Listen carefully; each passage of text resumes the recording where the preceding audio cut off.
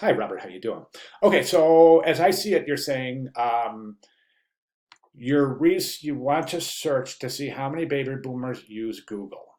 Okay, so think about that. So where do we go from there? Typically, when we would design an infographic, or at least an effective infographic, as we have been learning and throughout the course objectives and the learning outcomes, we have learned that an effective, really what we're shooting for is a call to action here. We don't want to just inform people. Okay, so 80% of baby boomers use Google, and I'm just going to make this number up. There's 50 million baby boomers out there.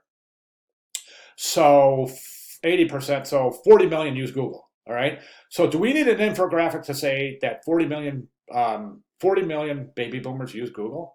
I don't think we need an infographic. I don't think there's enough there. So what I want you to do is really decide, drill deeper, drill down, and what can we do? What percentage of baby boomers use Google?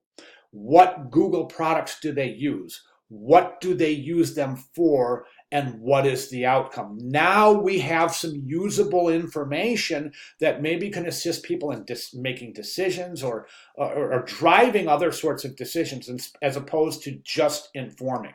So I really want you to drill this down and really decide to an nth degree what exactly is your call to action. What exactly do you want the viewer to leave your infographic with? What do you want them to do other than just informing them?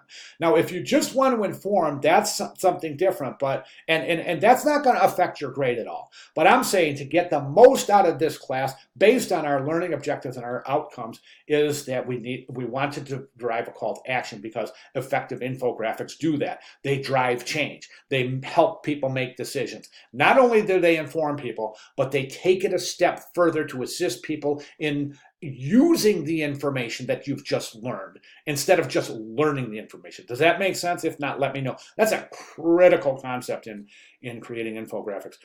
The correct way, not just, and when I say the correct way, I really have to make that distinction, because I think we've all found out throughout the weeks that there are plenty of examples of infographics out there that do nothing.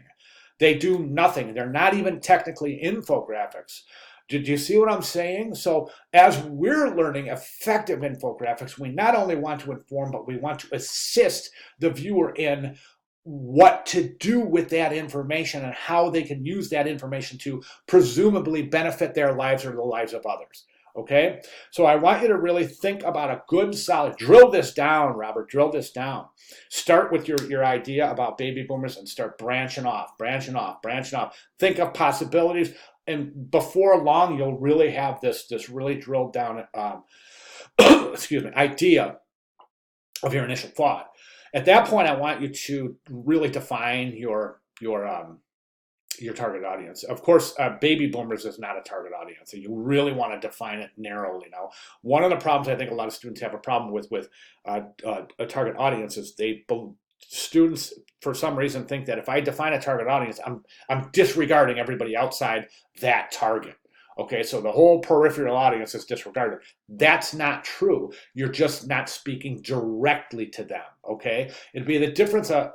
You still get all the information. You're just not part of the target audience. Do you see what I'm saying? And that's a really important concept.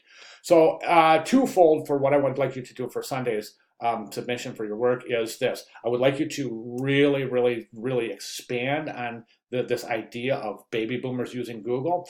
And I would like you to, three things actually. Expand on that, develop a solid call to action, and really, really drill down that target audience and define that target audience to the nth degree. That will help you drive your design decisions. Okay, let me see. This will include how much boomers look up different products and place to visit. I use Google Earth a great deal to check out certain parts of the USA that could actually live comfortably. You got it, exactly. And I definitely wanted to address this because this is what I'm talking about. So what percentage of baby boomers use Google? What do they use Google for? What products, Google products, do they use? Okay, so then we're drilling down, and we're pointing to Google Earth, okay? So then we get into what percentage of baby boomers use Google Earth, and what do they use Google Earth for? All right, now we're starting to get somewhere. And as you said, you're looking at comfortable places to live on Social Security. So, I mean, you could really even drive this down to really trying to create a connection between what percentage of baby boomers living on Social Security use Google Earth to search new places to live.